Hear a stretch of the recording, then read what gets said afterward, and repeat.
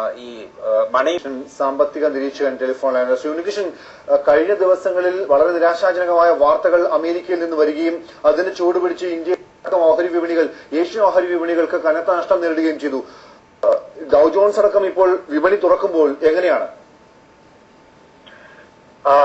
വളരെ വളരെ രസകരമായ ഒരു സാമ്പത്തിക നിലയാണ് അമേരിക്കയിൽ ഇപ്പോൾ നടന്നുകൊണ്ടിരിക്കുന്നത്. കാരണം ഇന്ന് വിപണി ഓപ്പൺ സമയത്ത് ഡൗ ജോൺസ് ഏതാണ്ട് ഒരു മിനിറ്റിനുള്ളിൽ തന്നെ ഏതാണ്ട് 200 പോയിന്റുകൾ താഴെ പോവുകയും എന്നാൽ വളരെ പെട്ടെന്ന് റിക്കവർ ചെയ്ത ഇപ്പോൾ ഏറ്റവും ഒടുവിലത്തെ നില അനുസരിച്ച് ഡൗ ജോൺസ് ഉൾപ്പെടെയുള്ള സൂചികകൾ പോസിറ്റീവായിട്ടാണ് കാണിക്കുന്നത്. എന്നാൽ ഇത് ഒരു ട്രെൻഡ് ആയിട്ടൊന്നും നമുക്ക് പരിഗണിക്കാൻ സാധിക്കില്ല. കാരണം കഴിഞ്ഞ ദിവസങ്ങളിൽ തന്നെ സ്റ്റോക്ക് വളരെയധികം ഫ്ലക്ച്വേറ്റ് ചെയ്യുന്ന ഒരു കാഴ്ചയാണ് നമ്മൾ കണ്ടത്. അതുകൊണ്ട് ഇവിടുത്തെ ഇതൊരു ഫെഡറൽ ഗവൺമെന്റ്, ഫെഡറൽ റിസർവ് നിരക്ക് കുറച്ചു. അതിന്റെ ചുവട് പിടിച്ചൊരു പോസിറ്റീവ് ട്രെൻഡ് ഈ ഇപ്പോൾ കാണുന്ന ഉയർച്ച എന്ന് വിലയിരുത്താനാകില്ല. ഉണ്ണികൃഷ്ണൻ, ബെയിൽ ഔട്ട് വരെ പ്രഖ്യാപിച്ചിട്ടും പണമിറക്കാൻ എന്തുകൊണ്ട് മടി കാണിക്കുന്നു? ഇത്രയധികം പണം മാർക്കറ്റിലേക്ക് ഒഴുകാനുള്ള സൗകര്യം സർക്കാർ ചെയ്തു കൊടുത്തിട്ട് എന്തുകൊണ്ട് ഇപ്പോഴും മടിച്ചു നിൽക്കുന്നു അമേരിക്കയിലെ വിപണി? ആ ചോദ്യം വളരെ വളരെ ആഴത്തിലുള്ള ഉത്തരവാണ്. കാരണം അമേരിക്കൻ സാമ്പത്തിക വ്യവസ്ഥ നിലനിൽക്കുന്നത് തന്നെ ഒരു ക്രെഡിറ്റ് വ്യവസ്ഥയിലാണ്. അതായത് ഫൈനാൻഷ്യൽ ഇൻസ്റ്റിറ്റ്യൂട്ടുകൾ തമ്മിലുള്ള പരസ്പര വിശ്വാസമാണ് ഇതിന്റെ കോർണർ സ്റ്റോൺ എന്ന് പറയുന്നത്. ഈ ബെയിൽ ഔട്ട് പ്ലാനിന്റെ കാര്യം പറയുമ്പോൾ തന്നെ ബെയിൽ ഔട്ട് പ്ലാന് എന്തുകൊണ്ടാണ് ആദ്യം ഹൗസ് ഓഫ് റെപ്രസെന്റേറ്റീവ്സിൽ പരാജയപ്പെട്ടത്? കാരണം അമേരിക്ക സാമ്പത്തിക രംഗത്തെ നിലനിർത്താൻ വേണ്ടി ആ ക്രെഡിറ്റ് സംവിധാനത്തെ നിലനിർത്താൻ വേണ്ടിയാണ് ഈ ബെയിൽ ഔട്ട് പ്ലാൻ കൊണ്ടുവന്നത്.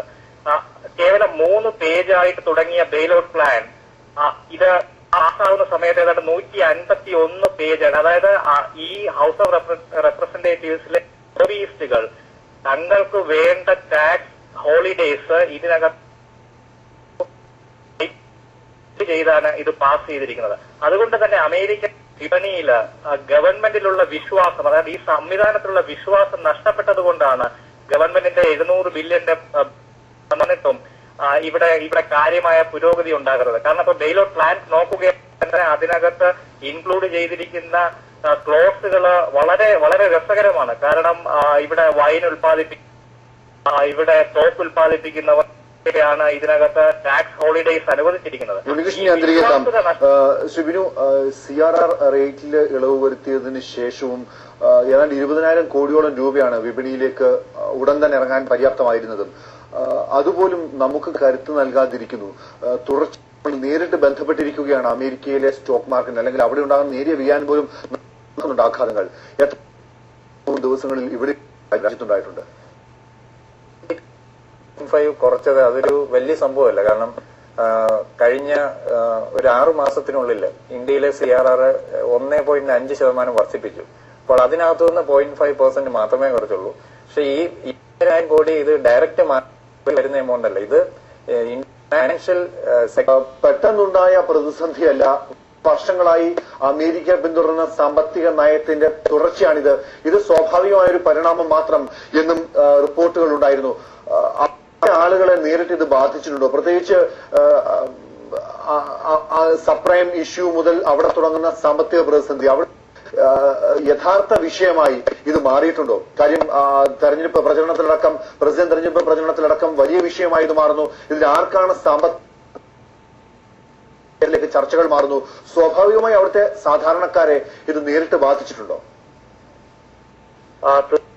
കാരണം ഇവിടുത്തെ സാധാരണക്കാരിലേക്ക് ഈ പ്രശ്നം വരുന്നത് കൊണ്ടാണ് ഇത് ഇത്രയധികം വലിയ മാധ്യമ ശ്രദ്ധ ആകർഷിക്കുന്നത് തന്നെ. കാരണം ഇവിടുത്തെ മീഡിയക്ക്, അല്ലെങ്കിൽ ആഗോള മീഡിയയ്ക്ക് ഇതിനെ ഒഴിവാക്കിക്കൊണ്ടൊരു വാർത്ത സംപ്രേഷണം ചെയ്യാൻ പറ്റാത്തത് കൊണ്ടാണ്. കാരണം അല്ലെങ്കിലും ഇതിനെ വളരെ വളരെ ചെറിയ ഒരു സൈഡ് ലൈൻ ആയിട്ട് പോകുമായിരുന്നു. ഇപ്പൊ പ്രധാനമായിട്ട് പറയുകയാണെങ്കിൽ ഇവിടുത്തെ സാധാരണ അമേരിക്കക്കാരുടെ സേവിങ്സ് മുഴുവൻ, അതായത് 401k എന്ന് പറയുന്ന നമ്മുടെ പെൻഷൻ പ്ലാൻ പോലുള്ള സേവിംഗ് മുഴുവൻ ഇവിടുത്തെ സ്റ്റോക്ക് മാർക്കറ്റിൽ അതുമായിട്ട് ലിങ്ക്ഡ് ആണ്.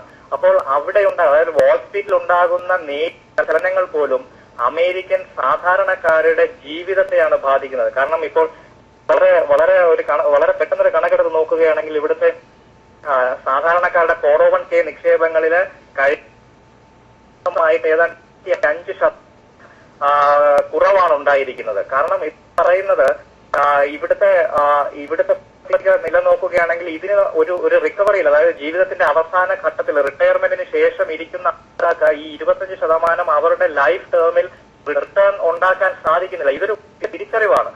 അതുപോലെ തന്നെയാണ് ഇവിടുത്തെ ഹൗസിംഗ് മാർക്കറ്റിന്റെ ക്രൈസിസും. കാരണം തങ്ങൾക്ക് എടുക്കാത്ത ലോൺ ബാങ്കുകൾ വളരെ ലിബറലായിട്ട് കൊടുത്തുകൊണ്ട് ഇവിടുത്തെ ജനങ്ങള് തങ്ങൾക്ക് എടുക്കാൻ പറ്റാത്തതിലും വളരെ അധികം കൂടുതൽ ലോൺ എടുത്ത് ഇവിടെ വീട് വാങ്ങിക്കുകയും ഈ വീടുകളുടെ ഉയരെ പോകും എന്നൊരു പ്രതീക്ഷയിലാണ് ഇതെല്ലാം ചെയ്യുന്നത്.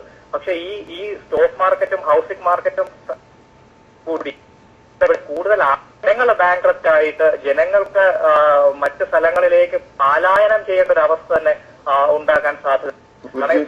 ഗുരുജിയിൽ നിന്ന് ഉണ്ണികൃഷ്ണൻ വളരെ നന്ദി. സംസാരിച്ചതിന് ജോർജ് ജോസഫ്, സാമ്പത്തികാര്യ മാധ്യമ പ്രവർത്തകൻ George Joseph telephone. George Joseph, American സാമ്പത്തിക പ്രതിസന്ധി